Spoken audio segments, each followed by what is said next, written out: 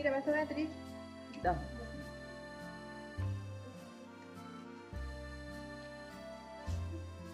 Siapa ada mixer heavy duty macam dia kat rumah? Ada. So memang Oila kat all nak buat business ni kan. So you all dapat barang. So you akan dapat oven satu dengan bread maker. Lepas tu Tahan dapat arahan pada muka hang tapi kau tahu ni.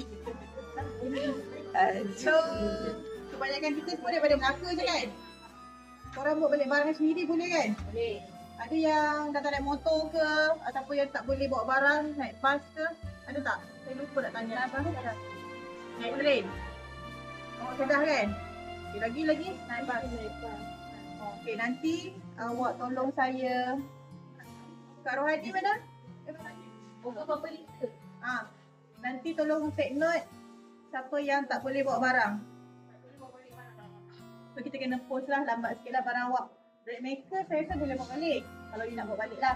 Oven je lah besar. Balik. Oven berapa liter oh? Tak pasti lah. Itu berapa liter yang all dapat tak? Apa? Bread maker? Oven. Mana ada? Kita tak dapat oven. Bread maker. Oh ya? Ya, tu pun 250. Nazak mana Dia dapat oven. tak boleh nak pakai juga. Buat gue. Oven saya rasa 45 liter kot. So sabar memang kita post kali all. Bread maker boleh buat kecil je. Nanti bagi nama kat siapa yang tak boleh bawa balik, bagi nama dekat Puan Rohani bagi kita dah take note. Tak, barang semua akan sampai dah. Dah sampai tak? Wah, patut sampai. Check dia dapat 2. Dua saja. So mana 2? Dua satu je. 2-1. Lepas tu siapa kat sini yang berdaftar dengan zakat? Zakat lah maknanya majlis agama. Ada tak? Mak yang dapat zakat ke? Kalau dapat kita nak bagi program lain pula. Yang itu dapat barang banyak sikit. Itu dalam 1000 lebih lagi barang dia.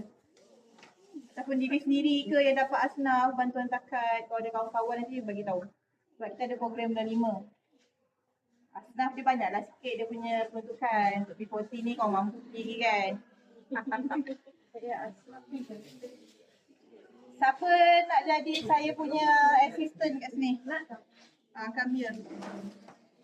Saya nak arah-arah je. Aisyah dapat anugerah. Pelajar terbaik. Sikit tak pernah belajar. Ni penimbang. Nimbang. Tolong penimbang Nimbang. satu.